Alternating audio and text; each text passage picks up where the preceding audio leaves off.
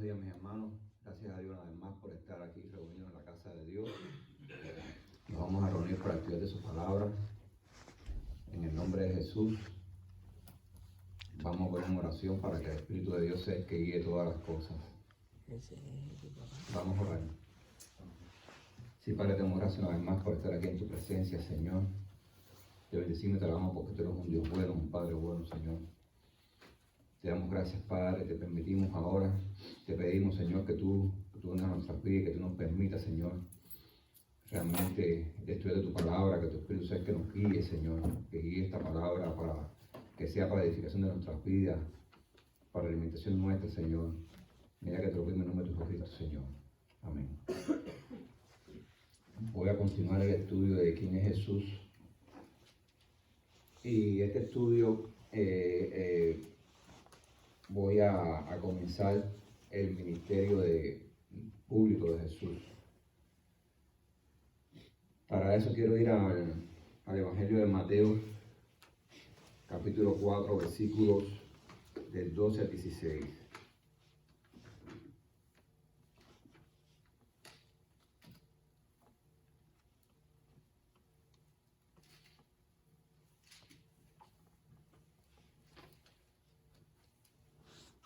¿Ya lo encontraron?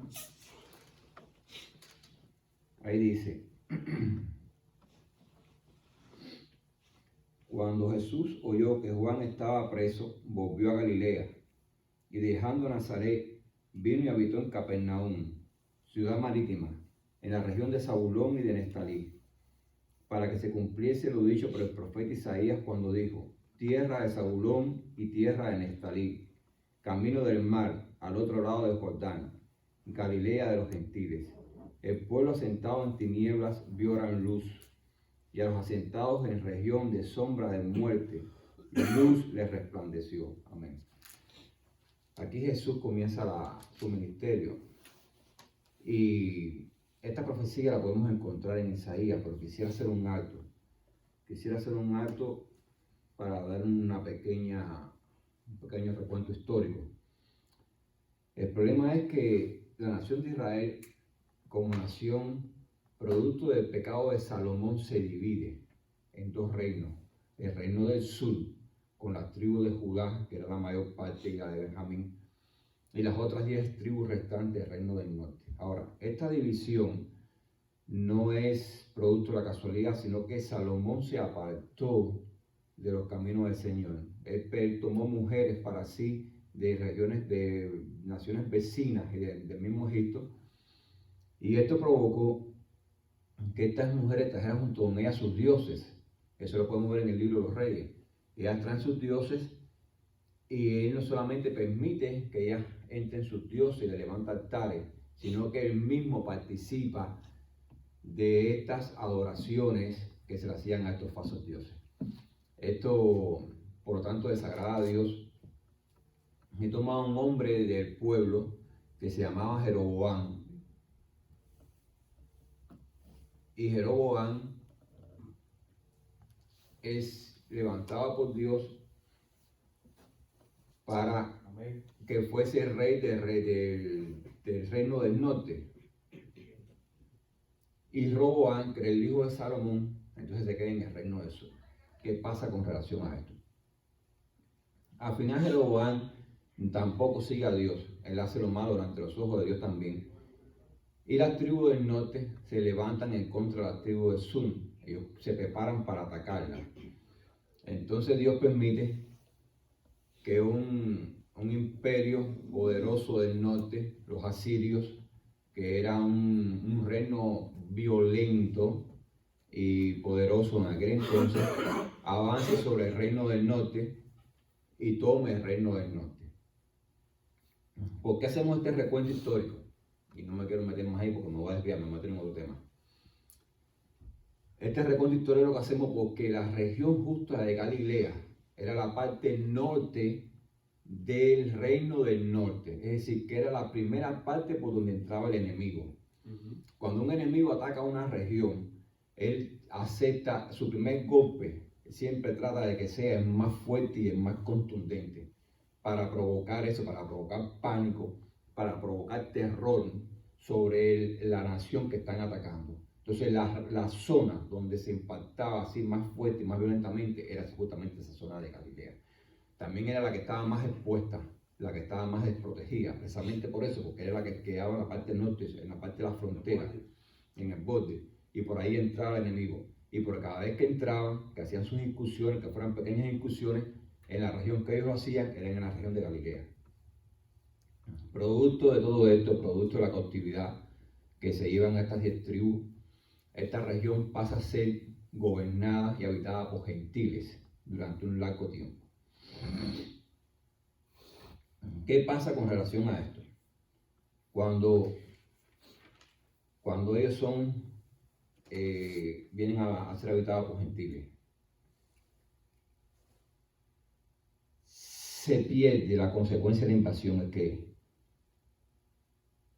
viven bajo los gentiles. Es decir, que si antes estaban fuera de la voluntad de Dios y las cosas estaban mal, ahora van a estar peor. Porque antes era el pueblo que estaba apartado de Dios, ahora son gentiles que están en sus costumbres, que ya no viven por lo que Dios manda, enseña y ordena, sino viven por lo que a ellos les parece, que les parece que las cosas son buenas. Están viviendo bajo esa mentalidad, viven bajo el criterio del hombre, no viven bajo la palabra de Dios. ¿Esto qué provoca? Esto provocó en esa zona de esa región de Israel, de Galilea, provocó pérdida de la identidad. Ellos pierden la identidad que tenían en Dios, cuando Dios los comandaba, cuando Dios los guiaba, cuando estaban bajo la palabra de Dios, pierden esa identidad. Ellos adquieren un espíritu de orfandad. ¿Por qué? Porque Dios se lo había revelado como su Dios y como su Padre.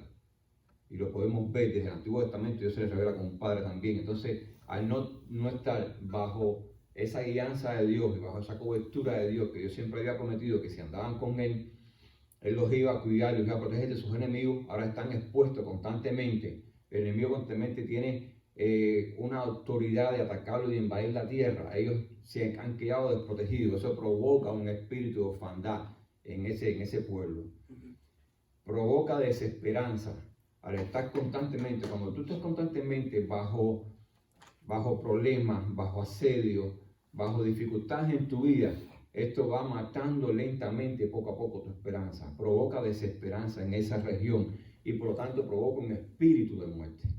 Provoca que se establezca un espíritu de muerte, de desaliento. Todas estas cosas vienen sobre esa región. Y ellos vivían así. En los escritos de Josefo dice que también, producto de todo esto, dice que era una región que ellos siempre tenían una mentalidad abierta a nuevas ideas, como que estaban en una búsqueda constante.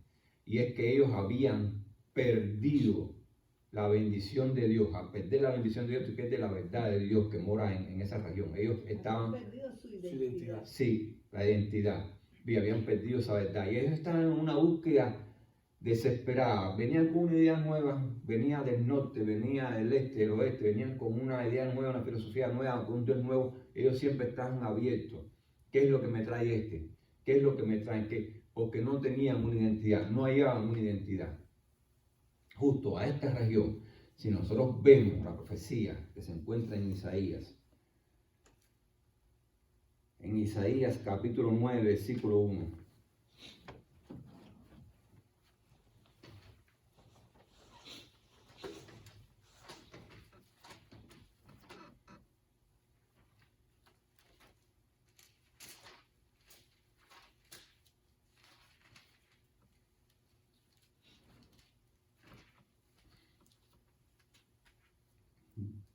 Es lo mismo que está en Mateo. Allí dice el profeta Isaías: mas no habrá siempre oscuridad para la que está ahora en angustia, tal como la aflicción que le vino en el tiempo que livianamente tocaron la primera vez a la tierra de Zabulón y a la tierra de Neftalí, pues al fin llenará de gloria el camino del mar de aquel lado del Jordán, en Galilea de los gentiles. Dice: el pueblo que andaba en tinieblas vio gran luz. Los que moraban en tierra de sombra de muerte, luz les resplandeció a ellos. Es decir, que moraban en tierra de sombras de muerte. Los asirios eran un pueblo malvado, muy feroz. Ellos no tenían piedad. Cuando ellos entraban en una región y ellos atacaban, dice, yo estuve documentándome, que ellos abrían los vientres con sus espadas, las mujeres que estaban encintas. Ellos violaban a las mujeres, mataban hombres, mujeres y niños, empalaban a los hombres, los dejaban morir lentamente y se llevaban cautivos los que quedaban vivos. Eran terribles, no había ningún espíritu de misericordia en ellos, eran extremadamente malvados, no era simplemente que era un ejército que atacaba a una nación. Ellos venían arrasando, desolando, destruyéndolo todo, no les interesaba nada. Y dice que esto provocó un espíritu de sombra de muerte, pero justo allí, a esa tierra viene. Jesucristo viene a Galilea, allí comienza su ministerio. Qué interesante, porque justo en la tierra donde no había una identidad, que se había perdido la identidad, viene Jesús. Dice en Juan 1:1, dice, en el principio era el verbo, y el verbo era con Dios y el verbo era Dios. En otra versión dice, me gusta más esa versión, en el principio era la palabra, porque el verbo es acción, pero para mí la palabra es todo. Y Dios es todo, no solamente es acción. Dios es principio, es sustantivo, es adjetivo, es todo. Cuando Dios hace una creación, lo hace todo hermoso. Hay cosas en la creación que tú no te detienes a ver una acción, te detienes a ver como Él recreó esa creación que Él hizo. Y eres la palabra de Dios. Esa palabra vino. Y cuando la palabra entra justo a dar vida donde no había vida, porque Él es la vida. Viene a traer esperanza donde no había esperanza. En Jesús no muere la esperanza, porque Él es la esperanza. Él es la esperanza a la humanidad. Él trae nueva identidad. Él trae vida a la humanidad. Él trae esperanza. Y ese es Jesús. Él viene a sanar. Él viene a restaurar. Él viene a salvar lo que se había perdido. Entonces, cuando Él entra en esta región de Galilea, dice que luz le resplandeció. Dijo, yo soy la luz del mundo. Y era una tierra que andaba en tinieblas. Andaba en tinieblas. En tierra de sombra y muerte. De sombra de muerte. Ahí no está hablando de oscuridad, de noche. No, está hablando de las tinieblas espirituales. Tinieblas espirituales. Por eso viene Él, Jesús, que es la luz del mundo. Él viene. Ahora, mira qué interesante. En el mismo Evangelio de Juan, y toco el Evangelio de Juan, qué interesante como Dios me llevó a tener una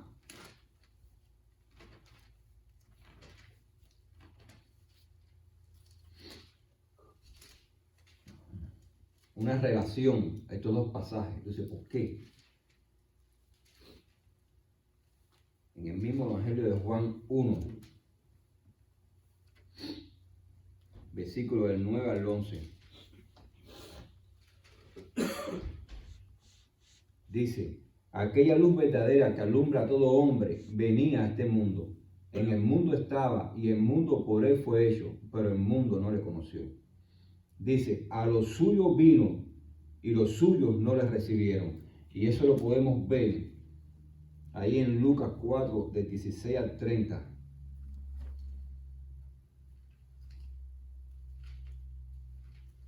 Y sabemos que no solamente fue en ese momento, porque fue perseguido, su palabra fue guardada. Pero miran ahí en Lucas 4, de 16 al 30, el pasaje en TVO tiene.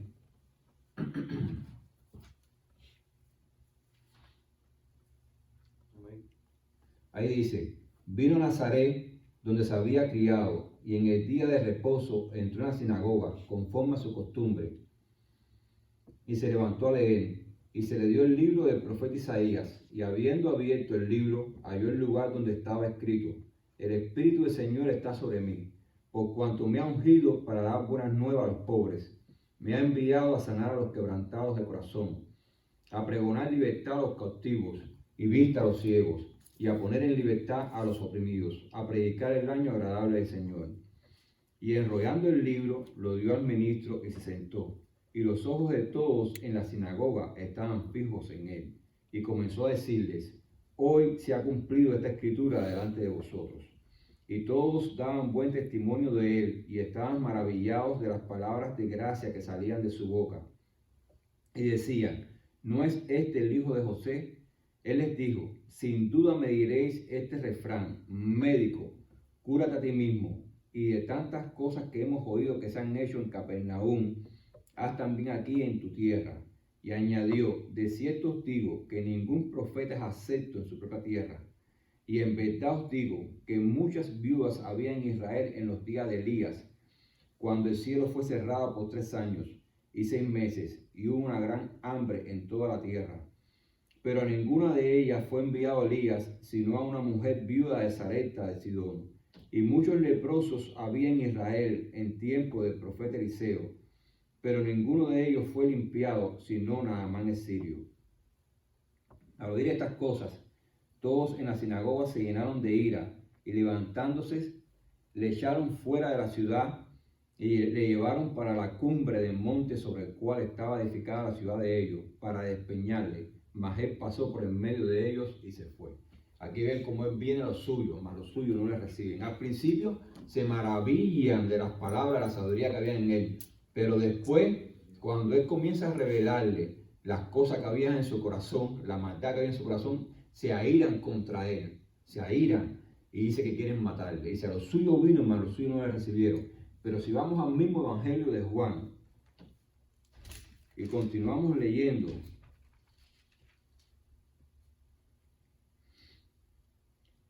en el capítulo 1, versículo 12, dice, mas a todos los que les recibieron, a los que creen en su nombre, les dio potestad de ser hechos hijos de Dios, los cuales no son engendrados de sangre, ni de voluntad de carne, ni de voluntad de varón, sino de Dios. Y a esto vino Jesús.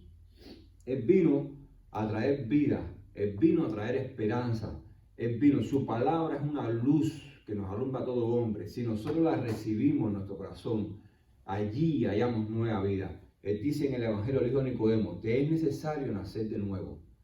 Y Nicodemo le dijo, ¿cómo yo puedo entrar de nuevo en el vientre de mi madre y nacer? Y él le dijo, te es necesario nacer del agua y del Espíritu. Lo que es carne, carne es. Lo que es nacido de la carne, carne es. Pero lo que es nacido del Espíritu es. Y es necesario nacer del agua y del Espíritu. Es necesario nacer en fe y nacer del Espíritu de Dios. Y a esta región que vivía en sombra de muerte, que había perdido la esperanza, que había perdido la identidad, justo a esta región viene el Mesías. Allí comienza su misterio. Dice, al otro lado de Jordán. Es una región como que está apartada. Allí, al otro lado, allí, a donde no había esperanza, a donde estaban, dice, los pobres. En el Evangelio de Mateo, en las bienaventuranzas, dice, bienaventurados los pobres en espíritu, porque de ellos es el reino de los cielos.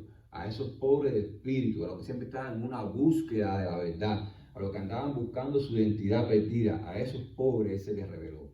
Dice, y a todo el que le recibió, le ha dado la potestad de ser llamado hijo de Dios. Y esto no es engendrado de hombre, sino del Espíritu de Dios. Y aquí se cumple la profecía de Isaías, que está sobre Zabulón y sobre Neftalí. Es aquí que se cumple con el ministerio de Jesús, con su vida. Vamos a ver más adelante otras cosas que él hace en otros estudios sobre el ministerio de Jesús. Si alguien tiene algo que aportar, algo que decir, ¿no? Bueno, hasta aquí el estudio de hoy. Sí. Ya son las 11:03.